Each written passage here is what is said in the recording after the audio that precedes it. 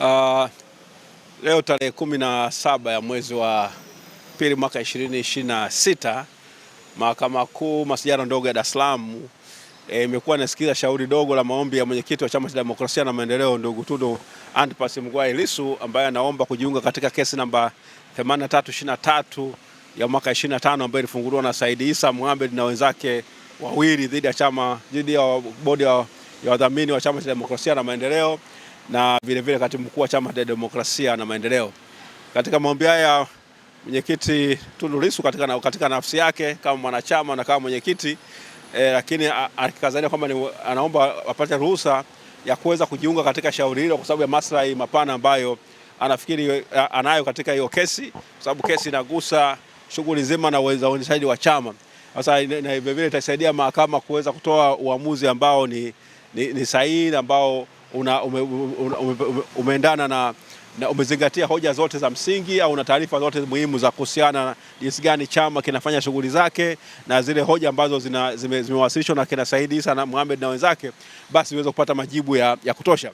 Sasa baada ya mawasilisho maombi hayo, upande wa mawakili wa Said Issa Mohamed pamoja Ahmed Rashid na Hamisi pamoja na Maulida Ana Komu ambao waliweka mapingamizi ya kupinga mwenyekiti Tundu Lissu kujiunga katika shauri hilo, wakisema kwamba hajatimiza vile vigezo vya sifa ya yeye katika kuingia katika kesi hiyo kwa nafsi yake.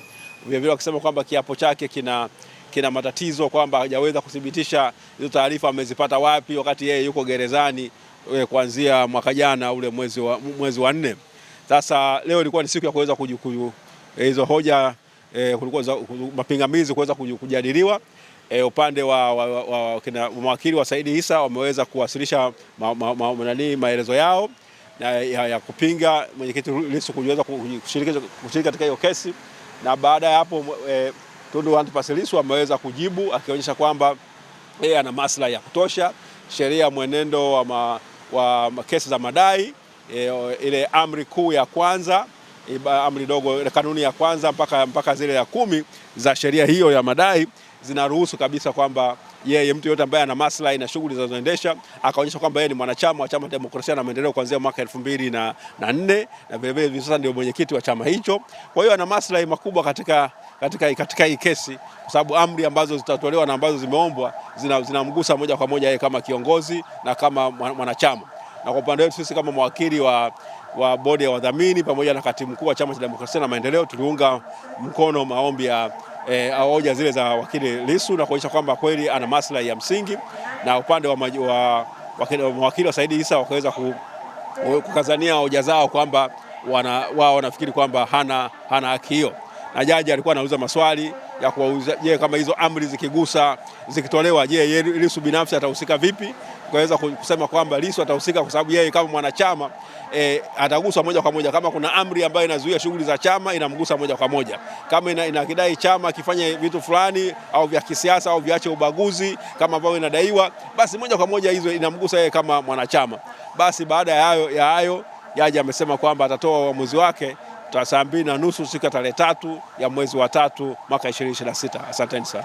Na pengine sasa ukipitisha kwenye muktadha wa kisheria, maombi ya namna hii yanatengeneza taswira gani hasa kwenye muktadha wa kisheria, kwa sababu tumeona wakati anawasilisha na nyinyi pia mlikuwa sehemu ya maombi. Inakuwaje banapokuwa mazingira ya aina hii? Kwa kuwa yeye unapokuwa wewe ukuwa sehemu ya kesi ukawasilisha madai, wewe ndio mwombaji. Wale ambao wako ndani ya kesi wale wote wanakuwa ni nini? Ni wajibu maombi. Kwa hiyo wote sisi Chadema pamoja na wakina Said Mohamed Issa katika maombi haya ya Lissu wote sisi ni wajibu maombi, lakini tunategemea kwamba unaweza kuwa ukajibu maombi unayaunga mkono au unaweza kufanya nini, unayakataa. Sisi kwa upande wetu kama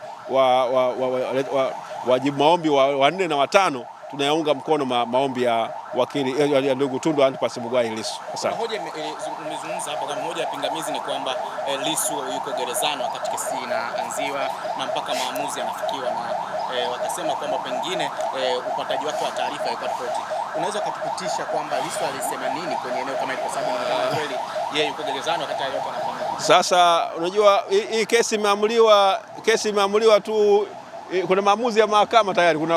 Kuna maamuzi ya mahakama ya tarehe 10 mwezi wa 6 ambayo mtu yote duniani ana taarifa nayo.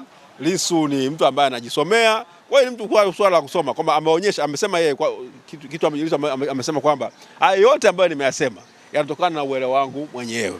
Kama wewe unaona kama mimi sina uelewa, una haki ya kuniweka katika kizimba na kunioji kupima uelewa wangu haya anayosema, kama anasema ni uongo, si ndio? Yeye amesema cross examination. Sasa kama yeye anasema kwamba haya yote nayafahamu kwa uelewa wangu, wewe kama unasema hayaelewi, si ndio? Una haki ya kufanya nini? Ya kuomba afanye nini?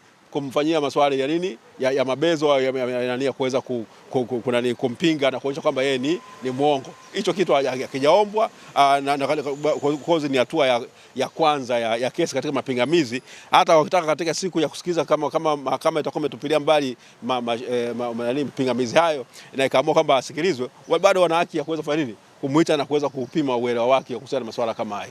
Kwa maana yake usikilizwaji sasa maana yake utakuwa baada ya maamuzi ya pingamizi. Lazima ndio. Sasa ni kuangalia kama je, mahakama ikisema pingamizi zimekubaliwa, maana yake maombi ya Lissu yanafanya nini? Yanakuwa yamekufa. Ikikataa ikisema kwamba hapana, tumezipingua, tumekataa hizo pingamizi, basi maombi yale yanafanya nini? Yanaingia katika hatua ya kusikilizwa. Sasa kuwepo. Asante. Basi sisi tunaendelea na kazi, tunaendelea na kesi yetu ya mwenyekiti hapa, tunaingia wakati mwafaka wa kuweza kuendelea na kesi ya mwenyekiti, kesi ya hiyo ya jinai ambayo inaingia sasa, kesi ya uhaini ndio tunaendelea nayo sasa. Kwa hiyo Chadema wako imara, mwenyekiti yuko imara kama mtu ambaye yuko tayari kupambania maslahi ya chama. Ameona kwamba na yeye ashiriki, anaweza kutoa mchango wake, ana mambo mengi sana ambayo anayafahamu.